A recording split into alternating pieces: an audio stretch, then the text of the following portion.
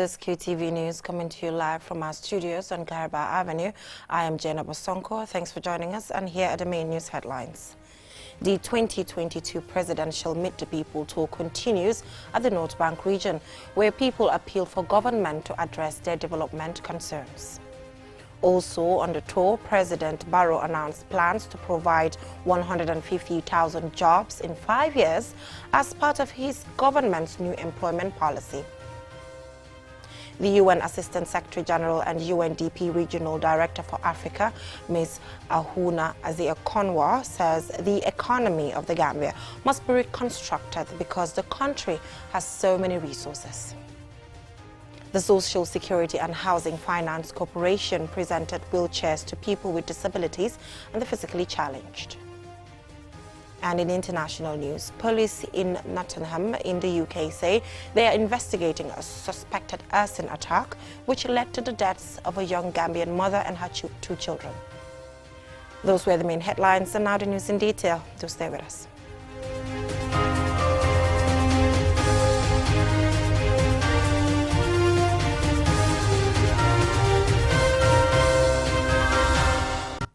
Thank you for joining us. If you're just tuning in, you're watching QTV News, and I am Jenna Bosonko. Now, the 2022 Presidential Meet the People tour continues at the North Bank region, where people have rallied support for President Adama Barrow and appealed for government to address their development concerns. In response, the president outlined his government's plans and projects to solve the development challenges facing the country. Mamadou Lamin Choi has more of that. More villages and constituencies in the North Bank region have hosted the president on his constitutionally mandated tour of the country to dialogue with the people for two constituencies, Central and Lower Badibo. In a dialogue with the president, speakers including the village Alcalo rally support for and express gratitude to the president for facilitating a community garden for the village. Most of the speakers identify access to good roads, a hospital and electricity as their key development needs and call for the president's intervention.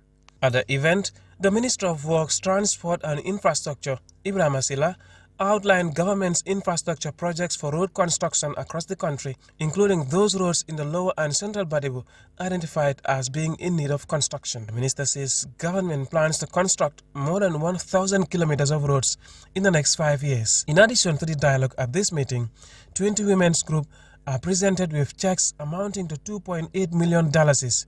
This is part of the Women's Enterprise Fund, created to empower and support women's financial needs across the country. In addressing this meeting, President Barrow assured the people of Central and Lower Badibo that his plan is to leave a legacy and calls for a united effort towards development in the Gambia. As in the previous meetings, the president has announced that government is set to buy groundnuts from farmers with an increase from $28,000 per ton last year to $32,000 per ton this year. The Gambian leader has also pledged that his government will buy the groundnuts on time starting from December, an appeal that farmers sell their groundnuts to government. From this meeting, the presidential tour party proceeds to Maka-Farafenni, where a joint meeting for Upper Badibu, Sabah Sanjal and Ilyasa constituencies was scheduled.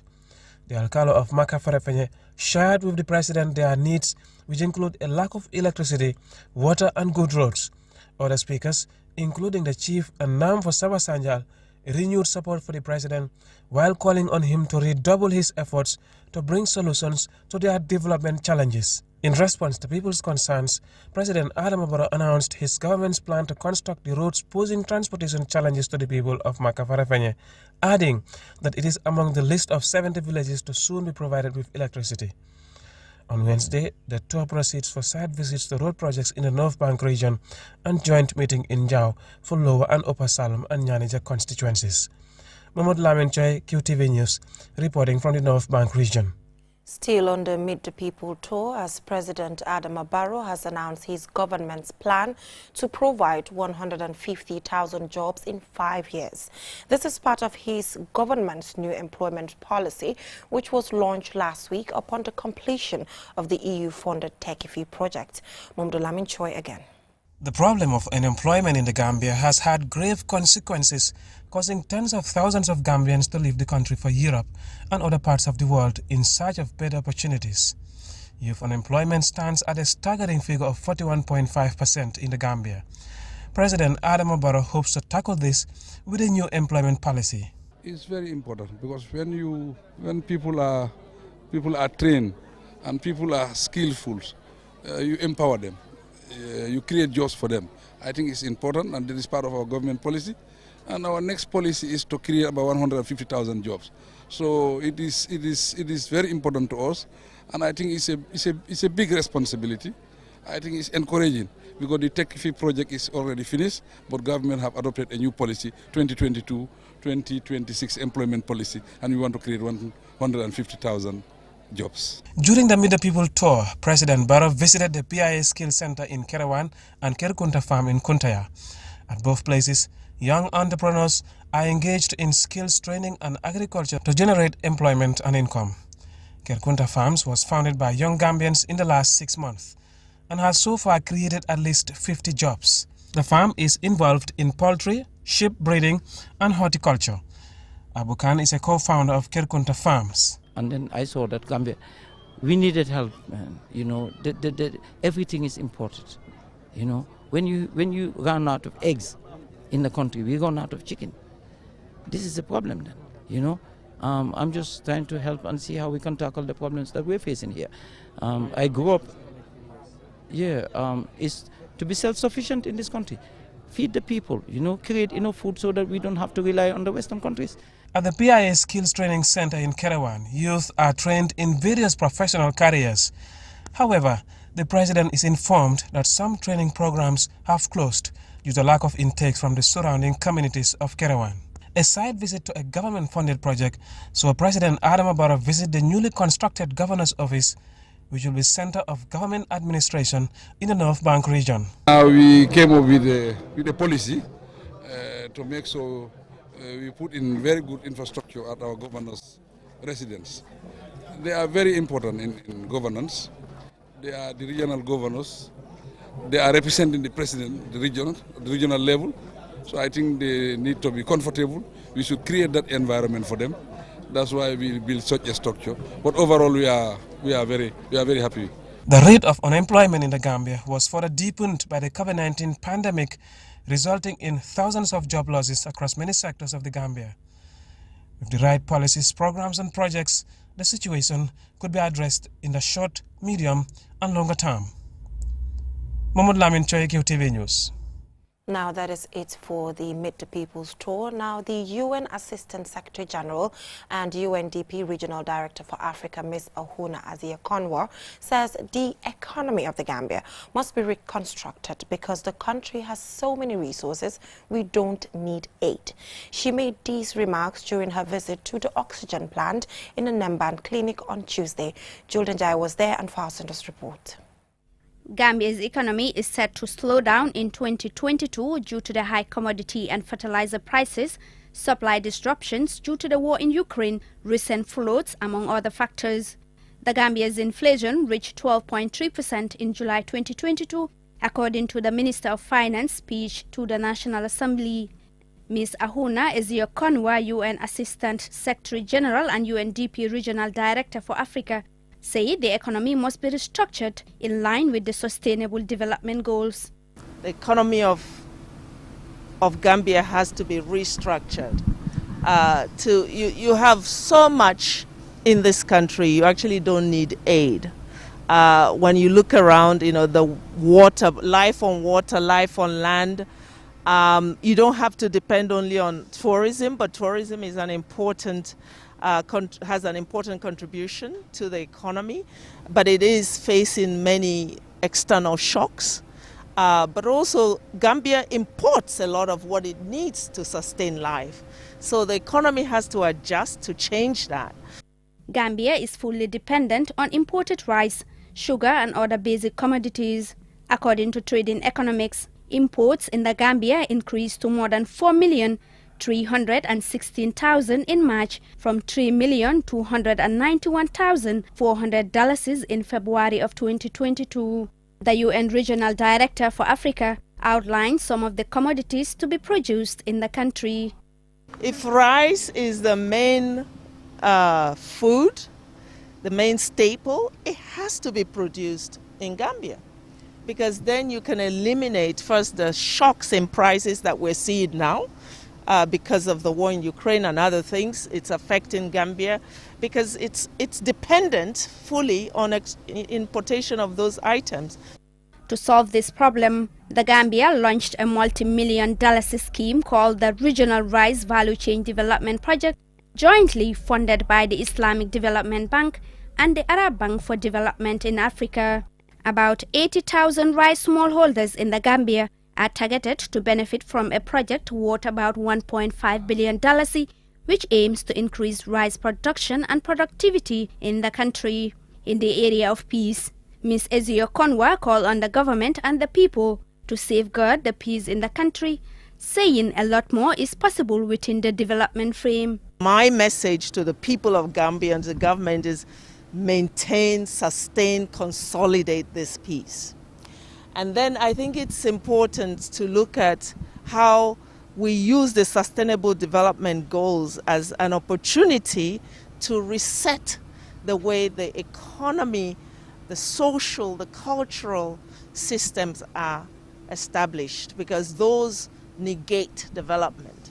The Gambia's poverty rate has climbed to 53.4%, largely due to COVID-19, according to the Gambia Poverty and Gender Assessment Report 2022. The report states that before the COVID-19-induced crisis, the national poverty rate declined from 48.6% in 2015 to 45.8% in 2019. For QTV News, I am Julden Jai. From that story by Julden Jai, we will now go for a short commercial break. And when we come back, we have some more local news stories for you. So stay tuned.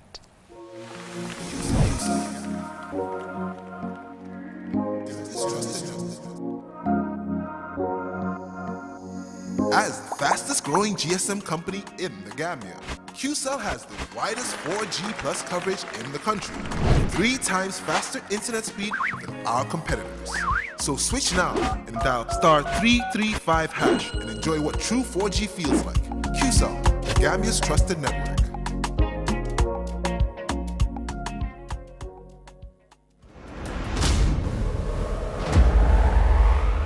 Under the auspices of the President, His Excellency Adama Barrow, the Muslim World League, in collaboration with the Gambia government, will host a conference of African religious ministers and ulamas on the 6th of December 2022. The International Islamic Conference will bring together ministers of religious affairs, leading Islamic scholars, policymakers, youths, community leaders across Africa to discuss and advance Islamic values that promote peace and tolerance. Let's come together and welcome our brothers and sisters in keeping with our trademark hospitality at the smiling coast of Africa. This message is brought to you by the ministry responsible for religious affairs in collaboration with the Gambia OIC Secretariat.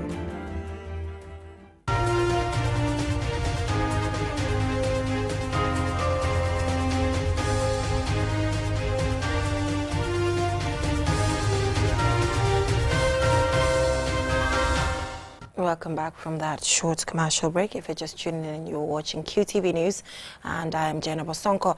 Now, still on local news, the Social Security and Housing Finance Corporation presented wheelchairs on Wednesday to people with disabilities and the physically challenged. Usman Jidabo attended the event and files on this report. The $100,000 worth of wheelchairs are to help improve mobility conditions for persons with disabilities in the country. According to Fabu Kanjai, the Director of Corporate Affairs at the Social Security, the donation is one of the institution's goals and assured the beneficiaries of more support. Coming up and supporting our members. And we are continuing to do that, and we have been doing that. We have been supporting the health sectors, private individuals, community-based projects, and the like. So this is just a component of that, and we shall continue to do that. And we really want to assure the association that this is just not the end of it, and we're going to continue the collaboration and the support to this what it calls from now on. Salum Malang, the Managing Director of Social Security and Housing Finance Corporation, highlighted the importance of physically challenged individuals in national development and the need to support them. To the rescue of the physically challenged, to enable them play their quota in national development. And in that document presented by Barrow, one of the most interesting aspect is it aspires to create 150,000 jobs from 2022 to 2026. Certainly, the physically challenged are also part of this 150,000 because the document has indicated, albeit being physically challenged, they are equally employable like any other person. Lamin Mane, the Secretary General of the National Organization for Disabled and Orphans, and Aissatou Gano, a beneficiary, both thank the Social Security for supporting them and call on others to emulate the Social Security. We don't want to be in the street begging for life. We don't want that. All what we want is an enabling environment for us to be supported and support each other, to create a platform, to create an enabling environment for us to contribute our quota. Yes, Social Security is #1 today. And I believe we have genuine Gambians in the Gambian diaspora that will emulate Social Security. I thank everyone's here to get our wheelchairs today, these new wheelchairs, and we appreciate it and we are praying for them. And the wheelchairs is very important for us because without the wheelchairs we cannot move anywhere. And to stay at home, you cannot deliver anything for the country and for your family. Madam Gano appeals to the public to also consider and support the differently able individuals in the provinces for them to be able to realize their potentials. For QTV News, Osman G. Dabo. Now, thumbs up to the Social Security and Housing Finance Corporation. Now, from that, the Farafenni General Hospital, in collaboration with a team of Spanish surgeons, are conducting a week's free surgical operations for hernias, goiter, and other related conditions. Ibrahim Njai visited the hospital and he now reports. The team of Spanish surgeons includes anesthetics and nurses, joined by local staffs. Keba Mane, the Chief Executive Officer of Farafenni General Hospital, explains. The camp is beneficial to the hospital, not only to the hospital, but then to the entire community and the Gambia by extension. Hospitals tend to benefit from the collaboration that our team has with them. That is, they are specialist surgeons who come here to work with our team, and by that way they can have skill transfer between our staff and them. And they can also learn from our staff as to how we are operating, we are working here, and some of the challenges we are facing in terms of surgeries, the theater. They come to learn about it, and they know that there are challenges we have, but then they will partner with us to see how best they can improve. Dr. Edward Pryor is a member of the Spanish team. The first thing that we wish to do is to help the people here in Farafenni and also in the rest of Gambia. We are seeing many patients. We saw more than 150 patients, and we operate 20 to 23 patients per day. We are trying to do safe surgeries. Because of that, we are trying to operate hernia and goiter. We thought that this is the most important intervention that we can do in people who are going to go home the next day of the surgical intervention. So we wish to help them, and also we wish to do a safety surgery. Yaya Sane, a staff member of Farafenni General Hospital and a resident of Farafenni, whose grandchild also underwent a goiter operation, expresses gratitude. Bamijoko Williams, also a resident of Farafenni, is another beneficiary. I don't think I'll find words enough to say, to express appreciation for giving me the opportunity and having this privilege to undergo this operation, which costs nothing. I would say I am very grateful, and to the doctors and to the hospital management and to the government of the Gambia. The people of North Bank region and its surrounding are grateful to the health authorities, especially to the Spanish team, for conducting a free operation on people who have been suffering for many years with hernia, goiter, and other conditions that may cost a fortune for patients or which they may not be able to afford to have treated. For QTV News, I'm Ibrahim Esnyai. Brilliant initiative there. Now from that, let's take a look at news beyond our borders.